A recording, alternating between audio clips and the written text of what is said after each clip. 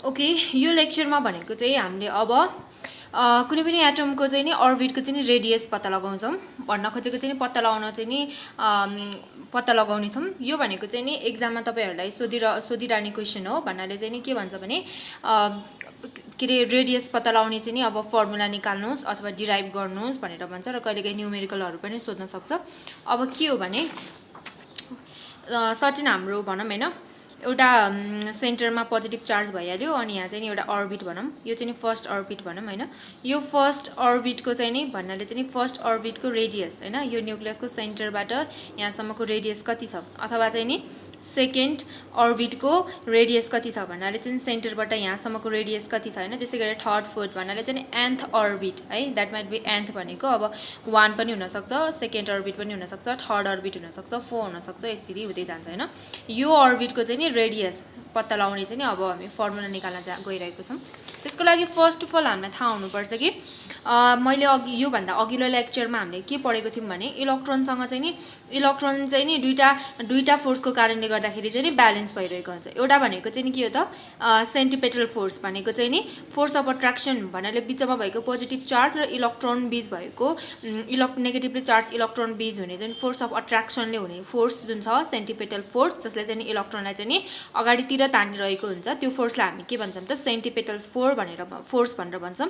त्यसै गरी अर्को कुन एनर्जी थियो अरे, अर्को भनेको चाहिँ नि सेन्ट्रिफ्युगल फोर्स जुन चाहिँ नि बाहिरतिर लाग्ने फोर्स, जसले चाहिँ नि इलेक्ट्रोनलाई बाहिरतिर चाहिँ नि तानिरहेको हुन्छ हैन। यसरी सेन्टिपेटल एउटाले यता तानिरहेछ बाहिर, एउटाले भित्र तानिरहेछ भनेपछि यो दुईटाको फोर्स चाहिँ के भइरहेछ ब्यालेन्स भइरहेछ हैन। त्यसरी इलेक्ट्रोन चाहिँ यहाँ ब्यालेन्स भएर बसिरहेको छ है।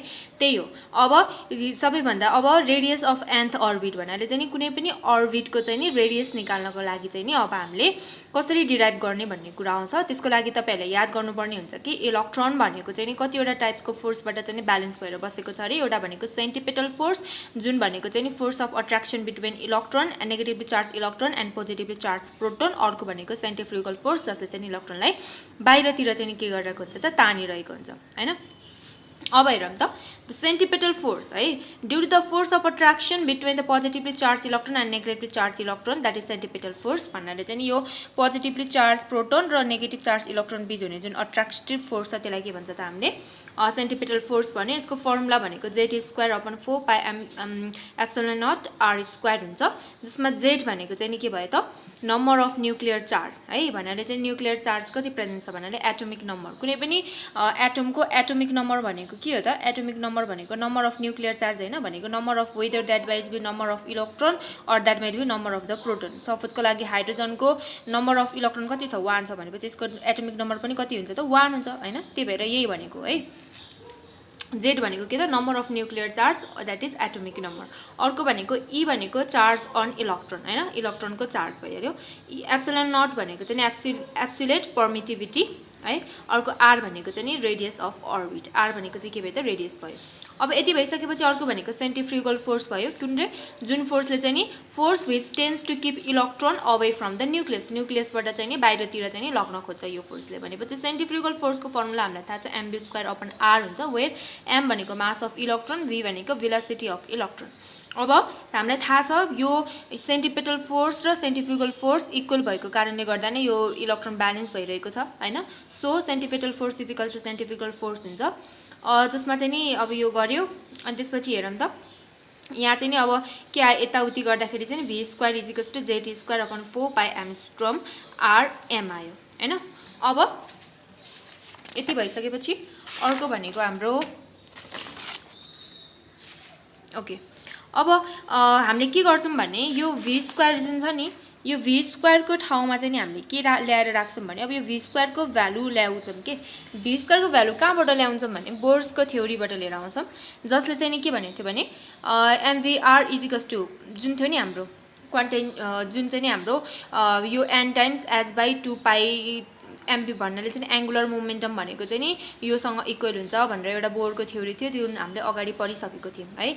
mvr = n टाइम्स h/2π, जसमा स्क्वायरिङ किनकि हामीलाई v² को भ्यालु निकाल्नु छ, त्यही भएर नै स्क्वायरिङ बोथ साइड गरेको। स्क्वायरिङ बोथ साइड गर्दाखेरि यो आयो हेर्नुस् त v² = n² यति आयो।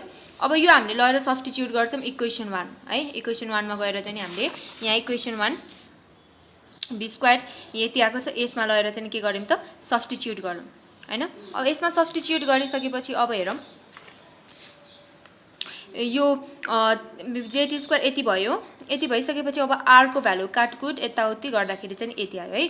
अब यहाँ सबै भ्यालुहरु भनेको एक्सेप्ट आर र एन बाहेक अरु सबै भ्यालुहरु भनेको चाहिँ हाम्रो चाहिँ के हुन्छ कन्स्ट्यान्ट भ्यालु हो। यिनीहरुको भ्यालु फिक्स्ड हुन्छ र यो हामीले याद गर्नुपर्ने हुन्छ। एच को भ्यालु भनेको जहिले पनि 6.625 × 10⁻2 जुलसँग, यो भनेको सबै हाम्रो केमा छ भने एसआई सिस्टममा छ है, एसआई युनिटमा छ है। अर्को भनेको चाहिँ नि यिनीहरुको भ्यालु भइहाल्यो, यो जेड को यति हुन्छ। जेड भनेको चाहिँ हाइड्रोजन एटमको लागि एटोमिक नम्बर भनेको 1 हो नि त हैन। अब इलेक्ट्रोनको भ्यालु हामीलाई थाहा छदैछ यति हुन्छ। अब पाईको भ्यालु यति भइहाल्यो, इलेक्ट्रोनको मासको भ्यालु हामीलाई यति हुन्छ थाहा छ। अब भ्यालु सबै राख्दिसकेपछि लास्टमा आउँछ n स्क्वायर इन्टु 0.529 × 10⁻10 हो, यही हो है। आर रेडियस निकाल्ने फर्मुला नै यही हो है।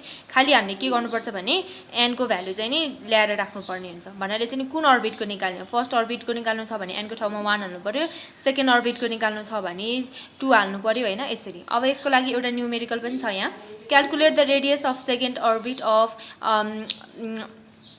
लिथियम। हेरौँ त सेकेन्ड लिथियमको सेकेन्ड अर्बिट निकालौँ रे भनेपछि सेकेन्ड अर्बिट भनेपछि अभियसली n = कति हुने भयो 2 हुने भयो। नाउ युजिङ फर्मुलामा डाइरेक्ट रेडियस = n स्क्वायर, यो फर्मुला लाउने जसमा n को ठाउँमा 2 को स्क्वायर हाल्दाखेरि यति आयो, मिटरमा आयो है। यो भनेको एसआई युनिटमा भयो। अब यति निकालिसकेपछि अब क्याल्कुलेसन्स अफ एनर्जी क्याल्कुलेट गर्नुपर्ने हुन्छ। अर्को भनेको चाहिँ के क्याल्कुलेट गर्ने त एनर्जी क्याल्कुलेट गर्ने। यो एनर्जी क्याल्कुलेट गर्न पनि हामीलाई यो पनि हामीलाई बेसिकली भनेको चाहिँ नि एक्जाममा सोधिरहेको हुन्छ है, यो पनि हामीलाई सोधिरहेको हुन्छ। अब हेरौँ, अब एनर्जी हेरौँ है त। एनर्जी भनेको हामीलाई थाहा छ जहिले पनि 2 टाइप्सको कुनै पनि। अब इलेक्ट्रोनको एनर्जी हेर्दाखेरि हेरौँ त, इलेक्ट्रोनको टोटल एनर्जी भनेको यसको चाहिँ नि काइनेटिक एनर्जी प्लस पोटेन्शियल एनर्जीको कारणले गर्दा हुन्छ। भन्न खोजेको चाहिँ एउटा इलेक्ट्रोन अर्बिटमा छ भने उसको पोजिसन, पोटेन्शियल एनर्जी भनेको के हो पोजिसन हैन। काइनेटिक एनर्जी भनेको उसको मोमेन्टमको कारणले, उनको मोसनको कारणले गर्दाखेरि भएको एनर्जी के हो त काइनेटिक एनर्जी हो। पोटेन्शियल एनर्जी भनेको के पोटेन्शियल एनर्जी। अब टोटल एनर्जी निकाल्नु नै के हो त भने हाम्रो अहिलेको मेन हाम्रो के निकाल्नु पर्ने त टोटल एनर्जी निकाल्नु पर्ने हो। त्यसको लागि हामीले पहिला काइनेटिक एनर्जी क्याल्कुलेट गर्नु पर्यो, पोटेन्शियल एनर्जी क्याल्कुलेट गर्नु पर्यो। यो दुईटा क्याल्कुलेट गरिसकेपछि हाम्रो टोटल एनर्जी आउँछ, जुन चाहिँ हामीले एनर्जी क्याल्कुलेसन हुन्छ है।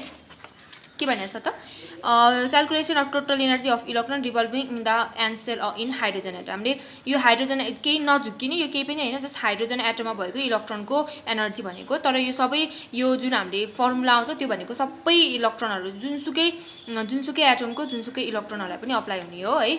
अब चाहिँ हेरौँ यसको लागि हेरौँ त पहिला पोटेन्शियल एनर्जी। यसको लागि मैले फर्स्टमा एउटा कुरा भने, सपोजको लागि चाहिँ नि एउटा इलेक्ट्रोन चाहिँ नि न्यूक्लियस भन्दा चाहिँ नि एकदमै टाढा छ रे है।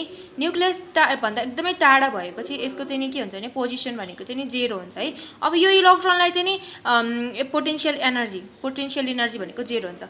अब यो इलेक्ट्रोनलाई चाहिँ नि हामी के गर्छौं, यो इन्फिनिट पोजिसनमा छ। अब यो इलेक्ट्रोनलाई चाहिँ नि हामी चाहिँ नि सर्टेन रेडियस यो अर्बिटमा लिएर आउन खोज्छौं कि सर्टेन रेडियस पास गरेर यो सर्टेन एनर्जी पास गरेर यो रेडियससम्म चाहिँ के गर्न खोज्छौं त हामीले ल्याउन खोज्छौं हो। यति बेला ल्याउन खोज्दाखेरिको जुन वर्क डन छ, वर्क डन नै हाम्रो के हुन्छ त पोटेन्शियल एनर्जी हुन्छ के। यही क्याल्कुलेट गर्नुपर्ने हो हामीले है। यसको लागि फर्स्टमा हेरौँ त, ल हेरौँ है त। अब हेरौँ potential energy of an electron is considered as 0 when it is at infinite distance, मैले भनेको जस्तै from the nucleus. PE of an electron in an orbit is given by the work done in bringing electron from infinity to that orbit हैन। Infinity बाट एउटा certain अर्बिटमा लिएर आउने हैन, एउटा अर्बिटमा ल्याउने सर्टेन डिस्टेन्स r बाट, सर्टेन डिस्टेन्स r पार गरेर है। अब हेरौँ त यो इलेक्ट्रोन यहाँ छ इन्फिनिटीमा, अब यो r एउटा डिस्टेन्स भयो अरे रेडियसदेखि यो इन्फिनिटी सम्मको पोजिसनमा यो अर्बिटमा लिएर आउनु छ इलेक्ट्रोनलाई। अब हेरौँ त त्यो बेलामा चाहिँ अब वर्क डन भनेको हाम्रो के हो, वर्क डन भनेको जहिले पनि फोर्स इन्टु डिस्टेन्स हैन। त्यसको लागि फोर्स निकाल्नु पर्यो। अब डिस्टेन्स फोर्स भनेको हामीलाई थाहा छ इलेक्ट्रोन र बिचको चाहिँ नि पोजिटिभली चार्ज पार्टिकल बिचको जुन फोर्स अफ अट्र्याक्सन हो। हेरौँ त F = Q1 Q2 4πε0 r² z² र पनि यति हुन्छ। अब वर्क डन भनेको के भयो त एफ इन्टु डी। अब डी भनेको चाहिँ नि के भयो त सर्टेन डिआर, हामीले चाहिँ यो डिस्टेन्स पार गरिरहेछ नि त होइन, इन्फिनिटीबाट यो डिस्टेन्समा लिइरहेछौँ भनेर चाहिँ सर्टेन डिआर डिस्टेन्स चाहिँ नि पार गरिरहेछौँ कि है। भनेपछि चाहिँ नि यति आयो। अब यसलाई चाहिँ नि हामीले इन्टिग्रेट गर्छौँ। इन्टिग्रेट कतिबाट गर्छौँ भने इन्फिनिटी टु डिस्टेन्स आरको रेन्जमा, भन्नाले चाहिँ नि हामीले इन्फिनिटीबाट आरको रेन्जमा लिएर आछौँ कि आर डिस्टेन्स पार गरेर यो अर्बिटमा लिएर आछौँ नि त, त्यही भएर होइन यसको चाहिँ नि के भयो त रेन्ज कति भयो त इन्फिनिटी टु द्याट आर है। अब यति गर्दाखेरि यो भयो। अब पोटेन्सियल इनर्जी अफ इलेक्ट्रोन कति आयो त -j² अपन 4πε0 r² आयो है।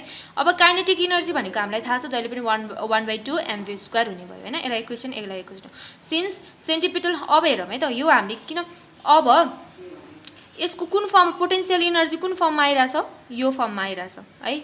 अब काइनेटिक इनर्जी कुन फर्ममा आइरहेछ 1/2 mv² मा आइरहेको छ। तर हामीलाई टोटल एनर्जी क्याल्कुलेट गर्ने के अरे के प्लस पी हो नि त होइन। पी र के को फर्म एउटैमा आउनु परेन भन्न खोजेको चाहिँ यो mv² यो मिल्दैन, इक्वेसनै मिल्दैन के भन्न खोजेको। यसलाई एडिसन गर्दा पनि एडिसन अथवा चाहिँ नि त्यसमा अब कमन समन लिने त्यस्तो टर्महरुमा चाहिँ डिफिकल्टी हुन सक्छ। त्यही भएर हामीले के गर्छौं भने mv² को भ्यालु ल्याएर राख्छौं यो के को ठाउँमा है। त्यसको लागि के गर्ने भने हामीलाई थाहा छ centripetal force equals to centrifugal force हुन्छ, जसमा यो भइहाल्यो सेन्टिपिटल फोर्स भनेको z² पनि यो अनि सेन्ट्रिफ्युगल फोर्स भनेको यति भइहाल्यो।